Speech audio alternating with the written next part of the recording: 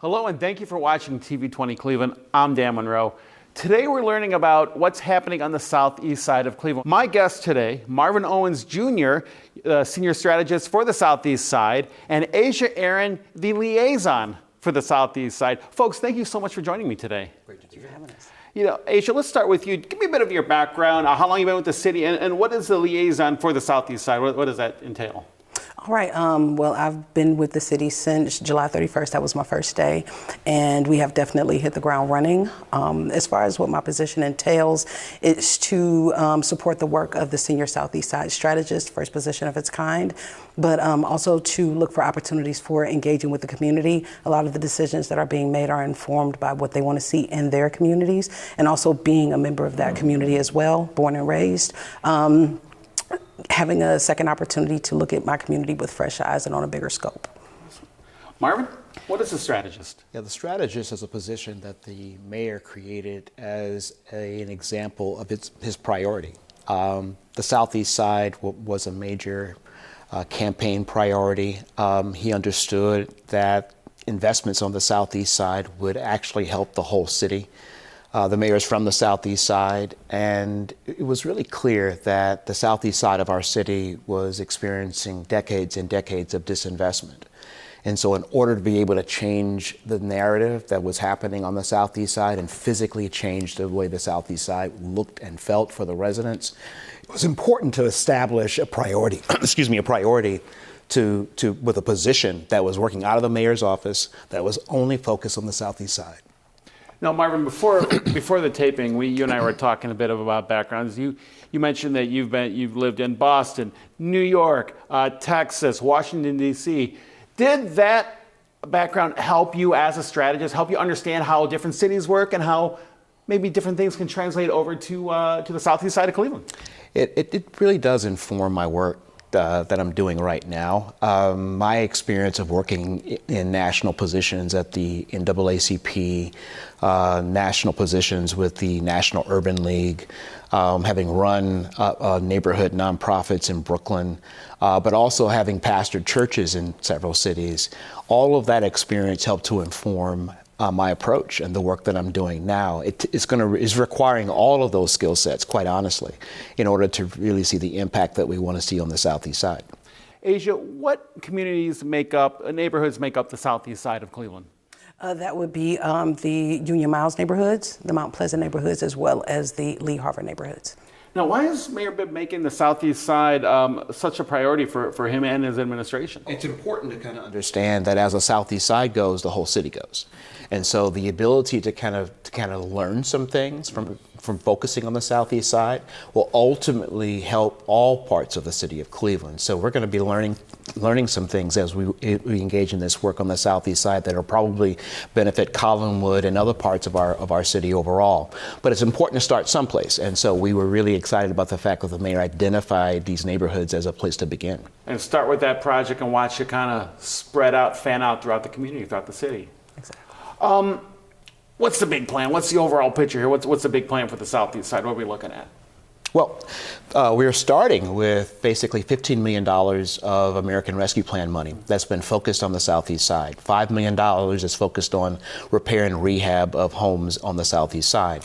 The other $5 million is dedicated to commercial corridor redevelopment. So that means white boxing and redeveloping commercial corridors on the southeast side, Kinsman, Lee Road, 131st Street, Miles Avenue.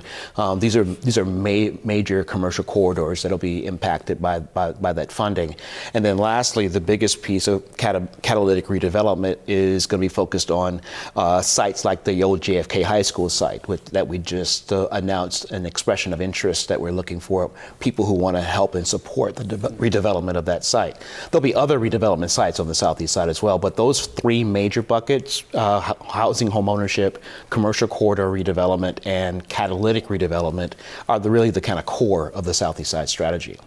And has anything been done so far? Can people open up their doors and see what the change is happening, or what's been happening so far?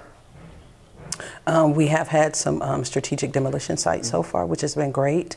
Another thing that we have been doing is speaking with some potential partners, especially for the home repair and rehab piece, but also working with other city departments to make this vision a reality.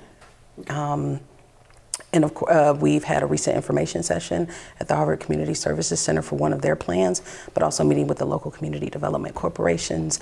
And there's so much Yeah, more. man. I would also add that there was a major public works push on Kinsman Avenue where we saw a major surge going up Kinsman in terms of cleanups and repainting hydrants and that sort of thing. And the benefit has been that as the city has come out and been very, very focused on Kinsman Avenue in terms of cleanups and beautification, neighbors and residents have come out and begun to add their own beautification to the process. So it means residents are now coming out and planting flowers and creating planters in front of their properties as a response, quite frankly, to the city's commitment to start the process. So as the city has begun, residents have now come and joined in the process as well. Renovation, beautification are really good words. What's the hope here too?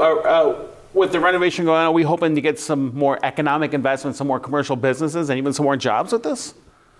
Oh, absolutely. I think that's the ultimate goal. The truth is that there are a number of opportunities on the southeast side that we just need to leverage, and there are a number of folks who have been investing in the southeast side. But now we're looking at how we can enhance those investments. How do we leverage those investments? I always begin with this: that the residents of the southeast side have made it clear that they are invested in the future of the southeast side. Now it's time for the city, for private funding, for other public dollars and philanthropic dollars to match that investment by coming alongside these residents to help. It's going to take all of us to make this happen. The city can't do it alone. The residents can't do it alone. It takes all of us to be able to make the impact we want to make. You mentioned ARPA funding, the $15 million to help get this going.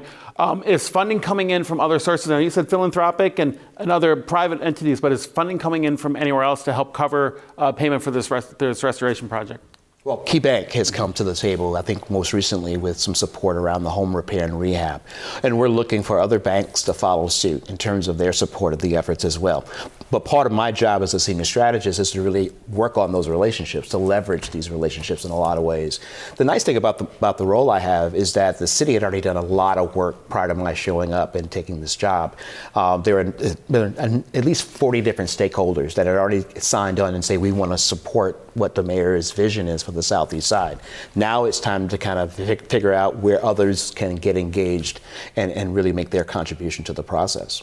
How can the community keep in touch with what's happening in the southeast side? How can they stay informed? The community development corporations, one is Union Miles, the other one is Harvard Community Services Center. Those are great places to start. They inform a lot of our work. We are in constant contact with them. They tell us what it is that their visions are, and it's just they are definitely our thought partners in this process, so that's a great place to start. We will also be rolling out with some tools for people to see, not just in the southeast side, but in the city in general. We will have a map that will show current events that are coming around the southeast side, efforts and projects, demolition sites. When we'll be having events, that'll be information sessions for residents and things like that. There's still a lot more to come. And Marvin, I gotta think public input is key for what's happening in the southeast side. I mean, the people who live here, they see southeast side of Cleveland every day. I'm sure their input is crucial. It is, and I think that's been the thing that has been so exciting, because the narrative that people are not being listened to has been something that the entire city has struggled with. And the ability to kind of hear from residents and engage residents has been key to our being able to see any progress. And that process is continuing. So the residents are very vocal, very engaged around what's happening on the southeast side of Cleveland. And we're happy to have those conversations and dialogue. I think the vision for the southeast side, it does not just include the current residents, but it also includes younger people, younger families who are really considering how to make the southeast side home. So we really are excited about the future. Is there anything else the community should know about what's happening in the southeast side that we haven't covered today? Anything they should really look forward to next? Well, the JFK site is a big deal for us. We want to make sure that development process happens and that there's equity and in that process. But I would also say that I think the neighborhoods, the residents need to understand that we didn't get here overnight. That what we're seeing right now is the result of decades and decades of disinvestment. So the answer is not going to come overnight. It really it's going to be a long road ahead. What we can say is that this mayor and this administration is fully committed to that process, and so we're excited about the future. Sounds like it's a marathon, not a race. Slow and steady will win it in the end. Absolutely. I like that.